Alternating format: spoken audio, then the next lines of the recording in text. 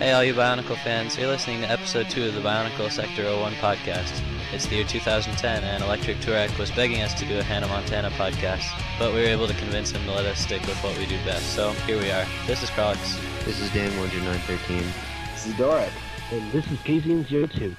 I've got all new guests on here with me, and Dan I called as a last minute resort. I don't like calling him a last resort because he's a cool guy, but we were running out of staff to participate in this episode, so he was willing to come on the show and also to host our podcast, so thanks Dan. How are you doing?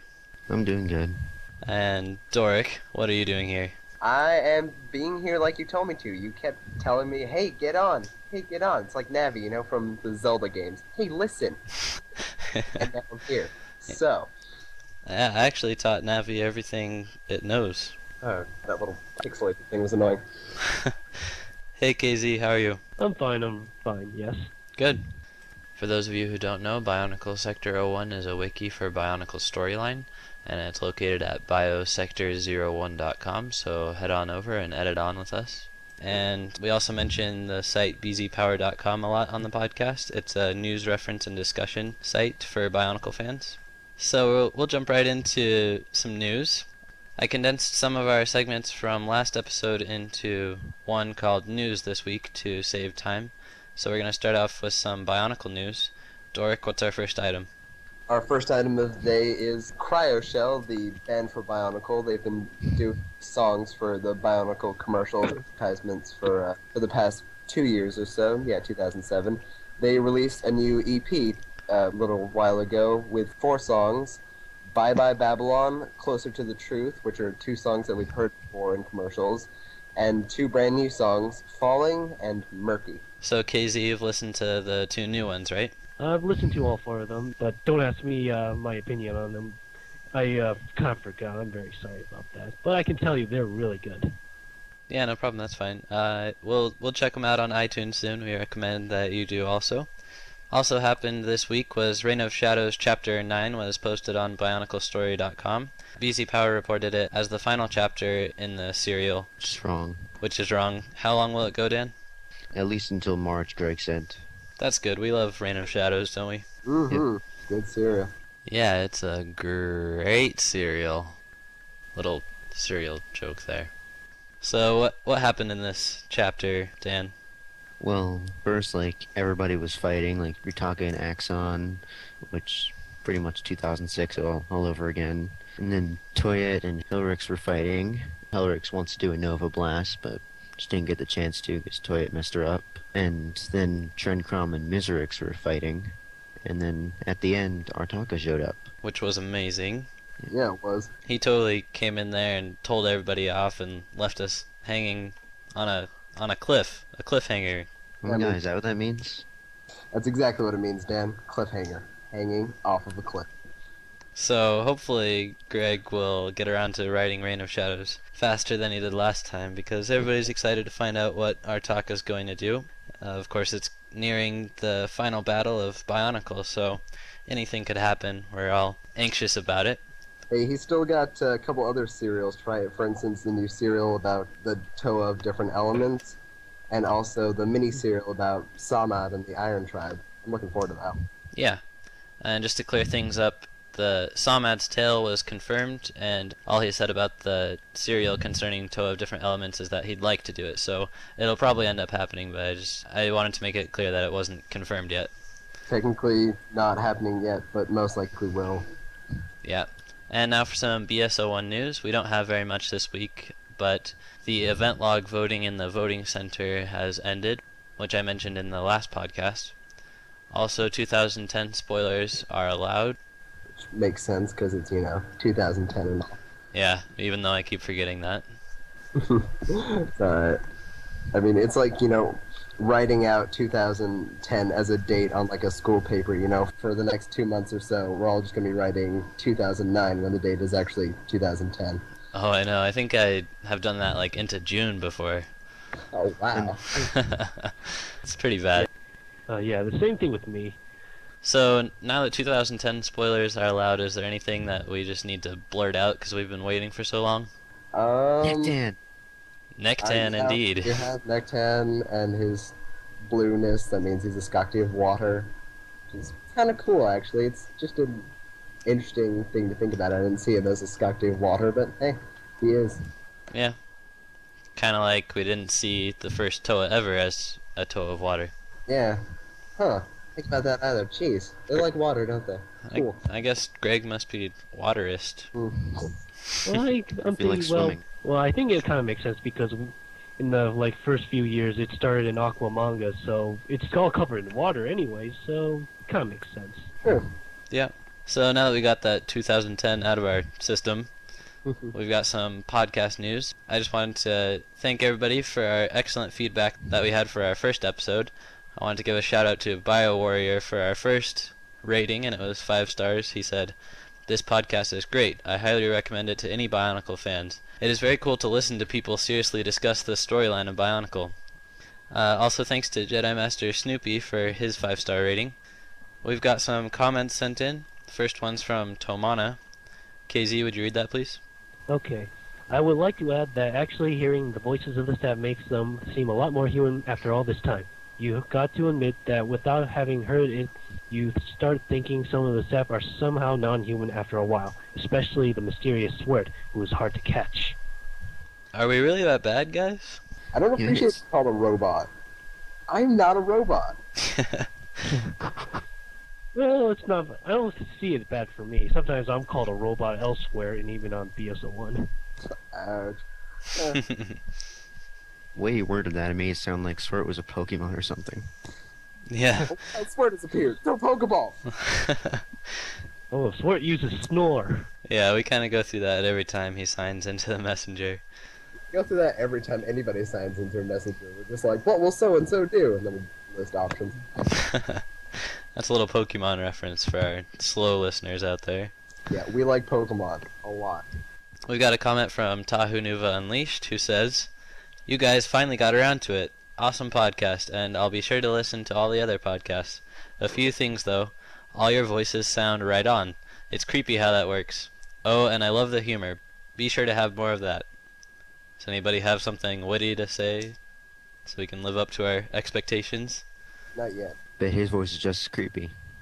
TNU's? Yeah. Yeah, probably is. So that's it for news. Let's go into OGD in brief. OGD standing for Official Greg Dialogue. Doric, this is your segment, so make me stop talking. I'm sorry you had a whole thing going. I didn't want to interrupt your flow. We have that Greg will not, or probably not, he says, be attending Comic-Con because normally they paid for his finances to go there, but now that Bionicle is ending, they can't pay for his trip finances anymore. So he probably won't be there, which is sad because I was planning on going. I thought it would be cool to meet him, but things happen. Have either of you other guys met Greg before? You're kidding, right? Like, meet him? No. Have you, KZ? No, I'm too cheap to go and actually pay to go to Comic-Con or other places he goes to. Yeah, well, Comic-Con is actually pretty inexpensive to go to. It's just like over $10 for a day, so, It's the travel thing, I mean, I live way north of that, so getting to California, kind of expensive. Mm-hmm. Well, shame on me then. I live in California. That's what you do, don't you? I have met Greg twice at Comic-Con, and it was really fun. Ice? Oh, you lucky dog. Yeah, I know. I So, wouldn't, why don't you?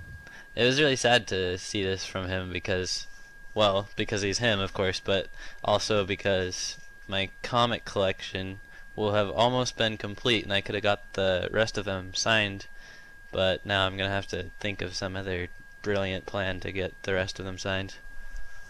He does events around the country, so in theory you could hop on a plane and go to one of those. Hopefully. The closest he's come to my state is Utah. That's still a couple states over, so that's a ways. Alright, so for another OGD point, we have the brand new legendary element, which I should note, of creation, which I thought was interesting to say the least. Erebus, one of our staff, well, our general manager, one of them. He's always thinking. Yeah, he likes, I don't know, he's gotten into the whole making things official business, but He dug up an old quote, which I thought was actually, fairly resourceful of him. He found this old quote that said, Greg didn't think at the time it was necessary for the mask of creation, which Artaka wears, connection to what we were talking about before, to be a legendary mask. But then Erebus asked him again, because that quote was several years old, and then Greg said that, yes, the mask of creation is indeed a legendary mask, which does sort of make sense. I mean, one of a kind. The great beings made it, legendary wearer in and of itself, Artaka. People fought over it. Yeah, it was fought over by Artaka and Karzani. It's always been one of my favorite little history points, but yeah. Yeah, So- it does make sense. It would really be anticlimactic to have Artaka wearing like the mask of water breathing or something. Yeah, it's like an ordinary great mask, yeah. But because that made it a legendary mask, that made creation itself a legendary element. And so, like any other element, if you destroy the mask, you destroy quote-unquote creation, which doesn't sound apocalyptic as it actually is. Or I should say, isn't as apocalyptic as it sounds. Basically, what happens is sort of a same situation as what happened in Barra Magna, is that people will, Matoran, specifically inhabitants of the Matoran universe, they will lose the ability to create new things, which I thought was pretty cool. It's just interesting to think about what would happen if the mask was destroyed. Just no more things created. Yeah, that would be a really interesting short story or epic. Yeah. It's kind of weird though, like, oh wow, I have these two blocks, but I can't put them on top of each other. Yeah. Yeah, Yeah, I guess, it depends on what the limits of it are, but yeah, I can't put 2 and 2 together, what's going on here? I'm not sure if that would apply to math, but oh well. Alright, yeah, maybe not math, but still. So we have 3 other points. One is, did Matanui give the Kama the ability to have visions, which have come in handy over the years? And Greg personally thinks it's a glitch in his artificial intelligence, just because he is nanotech in and of itself, and a glitch has given him the ability to see into the future, or present sometimes, but yeah, mostly future. So KZ, does that answer disappoint you or what? Well, I think it's interesting. It's like, with Zaktan, he was some sort of anomaly, and then when he was struck by the Shadow One's eye beams, he turned into just a hive of prototypes. So maybe this is interesting. Oh wow, I didn't even think of that comparison. Cool. Yeah. How about you, Dan? Personally, I'm thinking that Greg would not like to meet these guys, because now he's like calling them machines and artificial intelligence and stuff. They're gonna like kill him. They'd be like, hey, we have feelings too, man! Yeah. Oh man, this could mean a lot more things, which I hope they don't get into. Next item, please, Doric. Alright, we have another point. Now that the 5th film isn't going to be made, for anybody who hasn't read this by now, which you all should have, Greg recently released in his blog on BZP a screen treatment for what the 5th film would have been like. Now, it wouldn't necessarily be final, but that's a vague plot outline of what the 5th movie could have been. But it heavily featured the Element Lords, which we have seen previously in Riddle of the Great Beings, which was a podcast, ironically enough, as a podcast serial this year for 2009. And so will we see these Element Lords now that they're not going to appear in the 5th movie, which isn't going to happen? Greg recently revealed that on March 30th we will be seeing the Element Lords within a new graphic novel. What do you guys think about this? I think it's pretty cool. I haven't actually got a chance to pick up any graphic novels yet, but I am excited that some of these following ones will be all new content, and I think that Element Lords is a good choice of some new content to put in a graphic novel. Mm-hmm. KZ, what do you think? I think it's great. Really want to see what these characters are. We haven't seen what they look like since the serials. It'll keep me busy. Yeah. Dan? We saw what they look like in the serials. What? We saw we them in haven't the seen them. serials. We got them Yeah. described pretty well, but Yeah. haven't actually seen pictures of them yet. And the only thing we saw was text. Mm. Not very. And not even that, actually. Descriptive? Since it was a podcast, we only listened to it. Yeah. So Dan, what do you think? I'm gonna like to see them. Yeah. It's like they sound cool. They do sound cool. They sound arguably cooler than Toa, in my opinion. Forerunners of the Toa, so makes sense.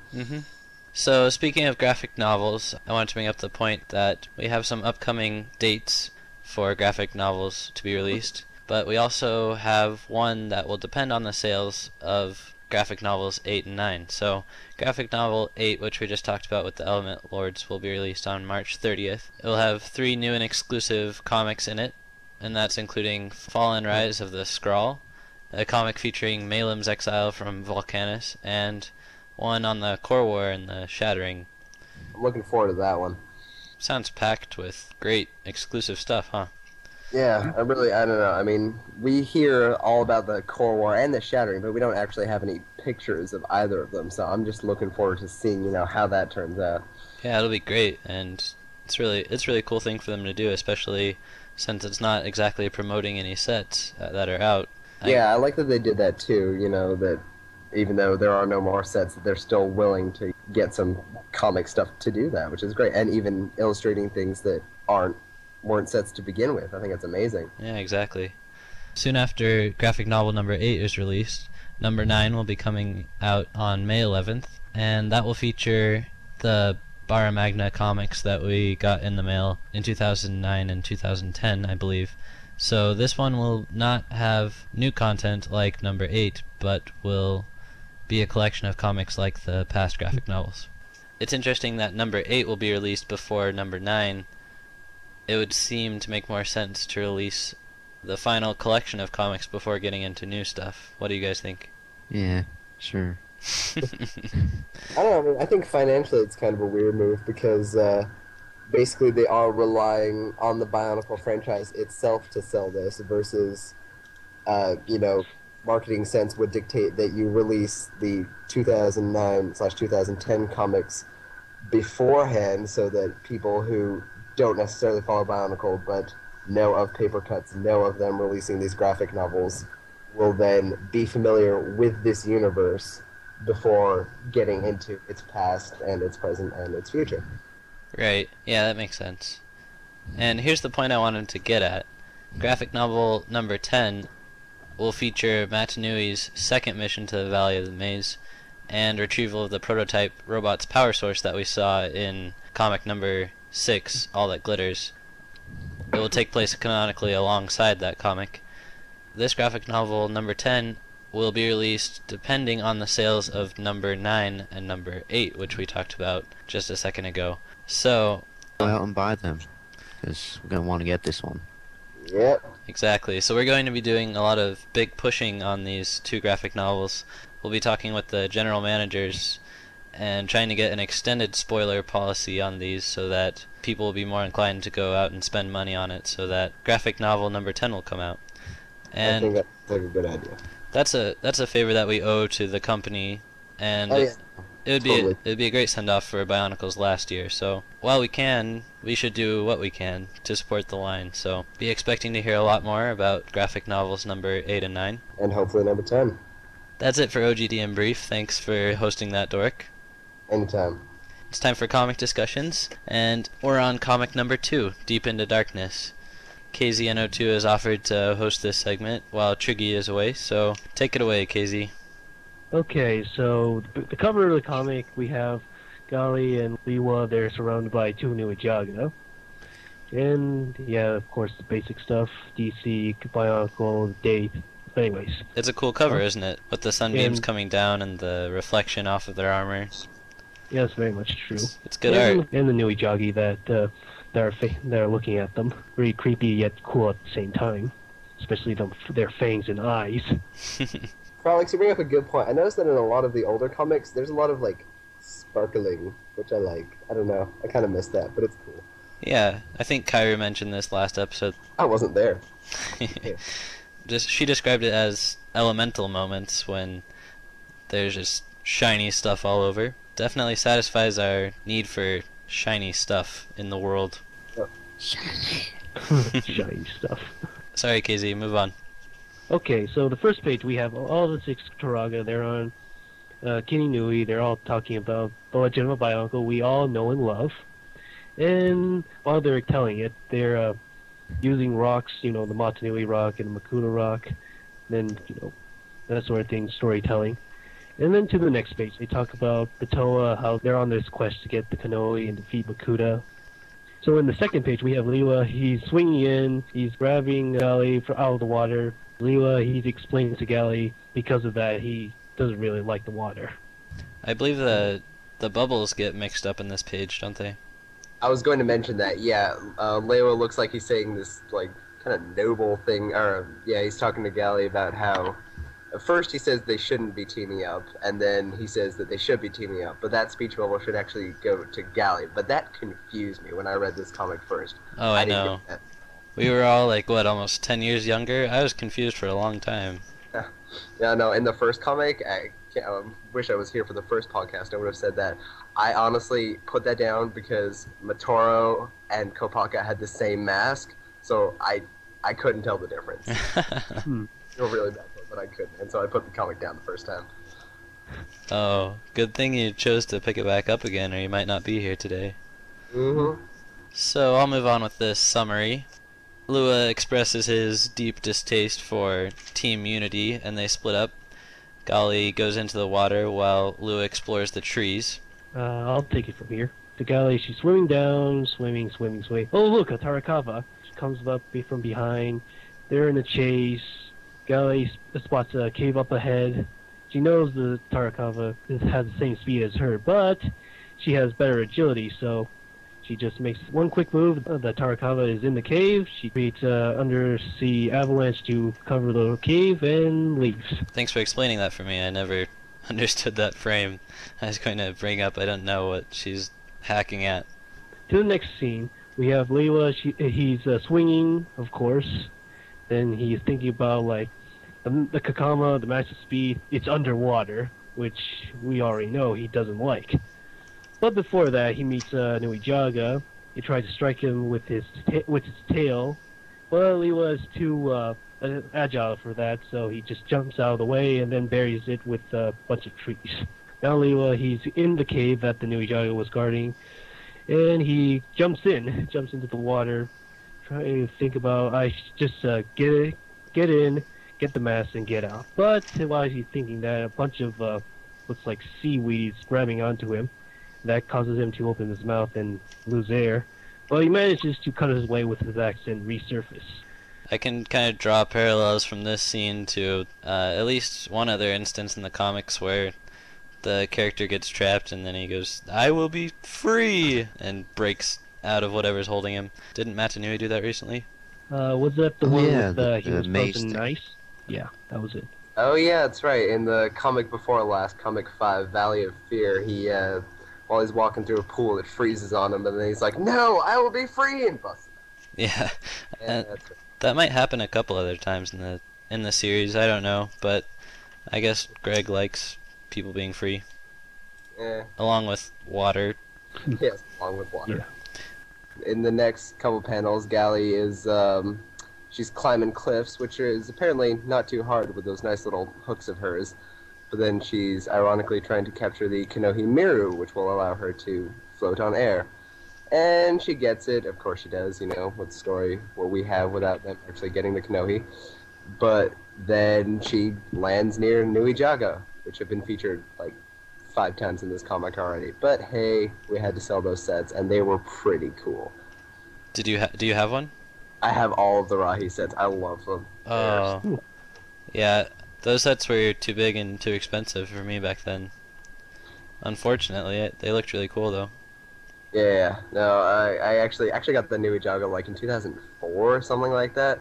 I knew a store that had like a bunch of old sets, so I went down and got that one. But it was, yeah, they're really cool. The Nui Jaga are probably one of my favorites. So it makes sense that they were featured a lot in this comic.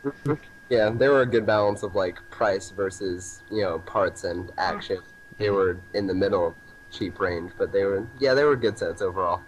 So in the next scene, we have Lewa. He's out of the cave with his Kakama.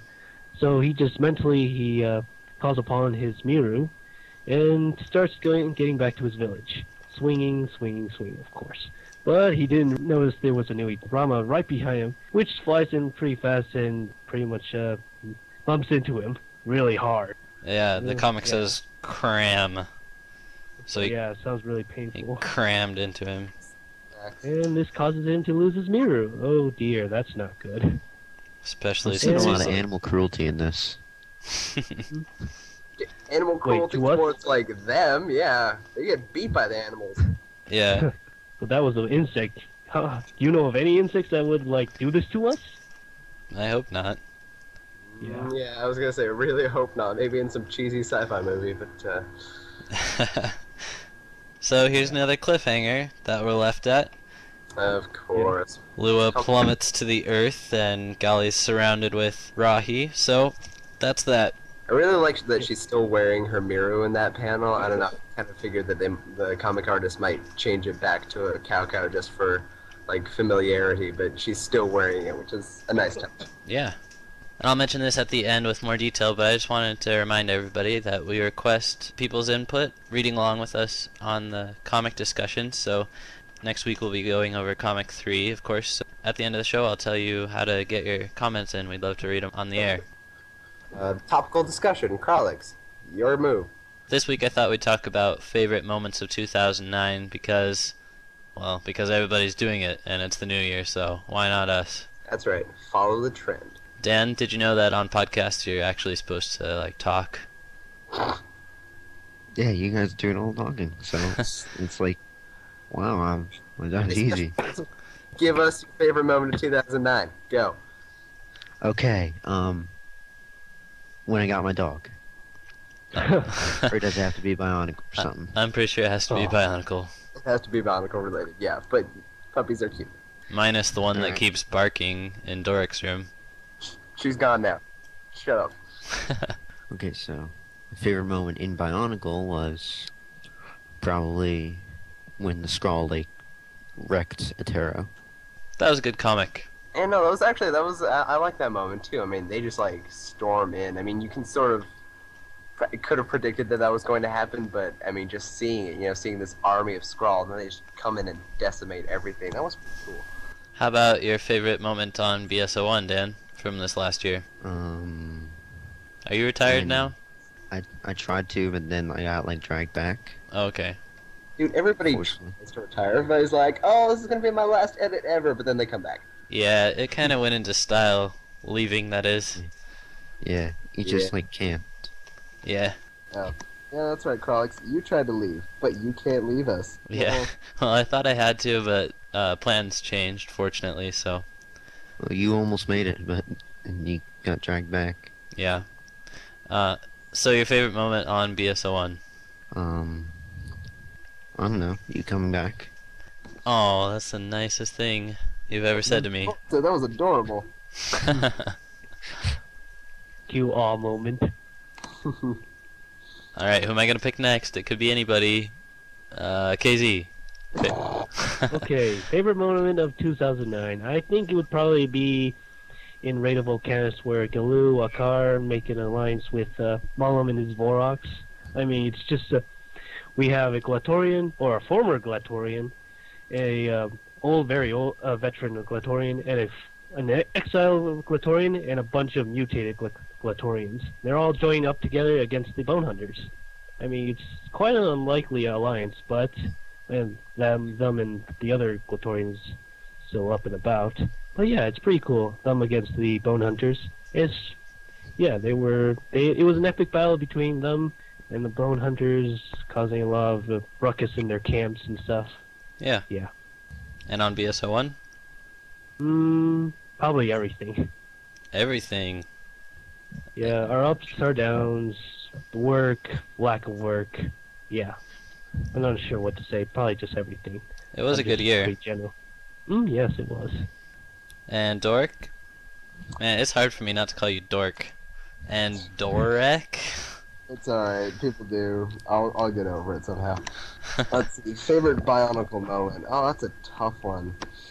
I don't know, I'd have to say either the beginning of the movie where the Ignika just crash lands, makes a huge explosion in a crater, and then, it's still like smoking in the ground there. I like how the comic did that too. Mm-hmm. Or at the very end of the movie where they look down and you just see the remains of the prototype robot, and it's just like reaching a hand out. I thought it was pretty cool. So you enjoyed the movie a lot? Oh yeah, I love the movie. That was great. How about on the wiki? Oh, that's tough. I'd have to say probably when the movie spoilers were allowed, just not related to the movie, but like in general. I just thought it was really cool. We all did a really good job with like handling the spoilers, you know, and like releasing them. Yeah, I'm pretty sure I missed that, so that might explain it. It's okay. We did good. That's all you need to know. Yeah. Good. So what was your favorite moment?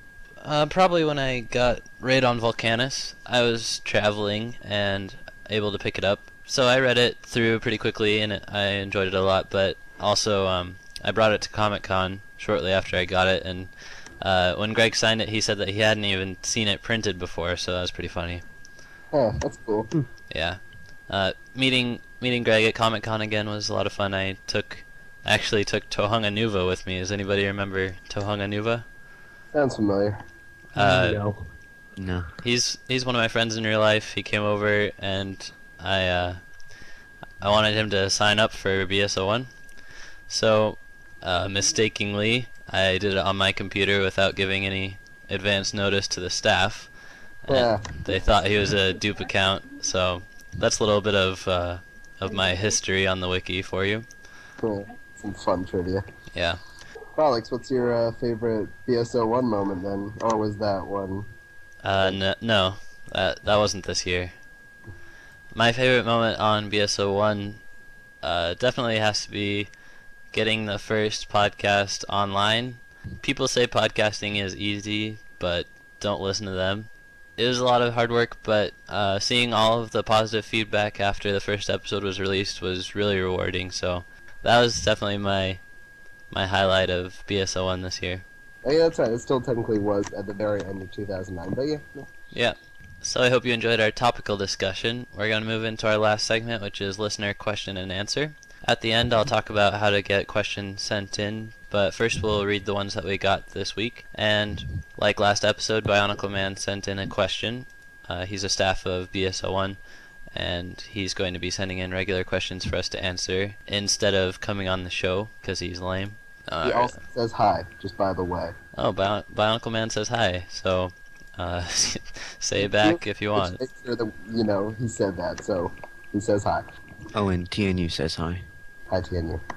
Oh, are you on Gmail right now? Yeah. Nice. Mm-hmm. Bionicle Man asks, here's a question. The Mictoran and the Anika share all members except two. Maku and Onipu were replaced by Holly and Nuparu. Would the Anika have been a better team if it had consisted entirely of the Mictoran? What do you think, Krolix? I think absolutely not, because you'll always hear this from me. I hate stuff that is predictable and or too coincidental, so I am so glad that they mixed it up. That's good. Yeah, I guess I like the replacements too. If Maku had been there, I don't know. I think people would have like started moaning about how there wasn't any of the romantic tension between her and Huki, just because that's what they do. Yeah, people find enough stuff to whine about anyway. But yeah, no, it was good, you know, that they're, and now people are like wondering, oh, what happens now that he's a Toa and she's still a Matoran? But yeah, I don't know. I think there would have been extra drama if she was also part of the team. Yeah, and the balance of the team ended up being really nice in 2006. It was, especially in the books, their contrasting personalities actually it made for a good story. Mhm. And Nuparu as like an inventor, especially, that's like handy in general to have around. Yeah. And whereas Onepu was just like, I don't know, he was captain of the Usselry, but I don't know, he always struck me as just sort of an old guy. Mhm. Good to have Nuparu around. Hey Dan, want to read the next question we have? Okay, it's Hanali and Tomana wanted to ask, what is the status of the RHG, a change of space that Motika got set up? Is it officially discontinued or just on a long hiatus? And then Swert answers, he's not here right now. He said, officially right now it's on hiatus. I'm gone for everything. I was also gone for the Red Herring game, so who actually knows about this? I kind of do. Basically, for whoever didn't have preset skins, whoever just left it on default, that got changed to like a new skin of Swart's design, and then throughout the different collectibles pages, Swart or somebody, whoever, like highlighted certain letters that formed a word, and that's pretty much all I know about it because I didn't follow it. But then they were just sort of clues interspersed throughout, and there was a sprite comic series to go along with it, and there were clues embedded in each comic as it went along, but then it sort of stopped, and that's all I know about I think people just like do fun stuff when I'm gone. it. So we'll get Sort to tell us if there's any updates on that in the future. But Mm. but thanks to Hanali and Tomana for sending in that. KZ, how about the next question? See, Tomorrow, right? Yeah. Okay, since we are possibly moving into a more relaxed era of Bionicle, are we going to see more community-wide events such as the good old V incident or the RHG? I think it's specifically about BSO1. He just wants to know, like, are we going to do more April Fool's jokes? Because both of those were April Fool's jokes set up by Swirt. But he wants to know if we're going to do more of that, just not, like, on April Fool's necessarily. And I don't know. I guess it's kind of up to Swirt if he wants to, like, instigate some wiki-wide phenomena thing, then you have to do it. But I don't know, personally. Yeah, they are fun, but they're also somewhat of a pain for the staff in a way. So hopefully we can come up with some fun things to do that won't be so hard to handle. Mm-hmm. Spawny asks, this might be kind of random, but where did you get the idea for a site podcast, Crawman? Maybe Matanui planted the idea in your head. Yeah, who knows? Yeah.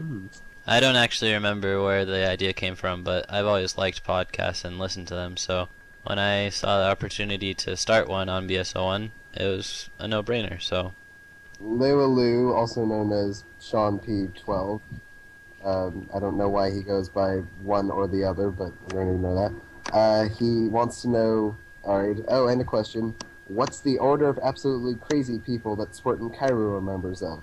Swirt, who is obviously not here right now, answers, the order of absolutely crazy people, hereby abbreviated OACP, is a closed group of artists, authors, and MOCists, and that's how I pronounce it, whatever.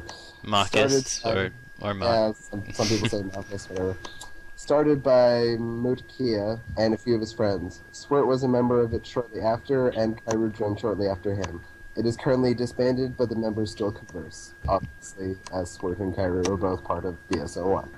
And Mautikia shows up every once in a while, I guess. Yeah, he showed up. He was part of the red herring game that we talked about before. Right. Next question, Dan? Okay. Jedi Master Snoopy asks, in your opinions, what was the best and worst moments for Bionicle, minus the beginning and end? I think this might be a good question to save for a future episode to go over on topical discussion. What do you guys think?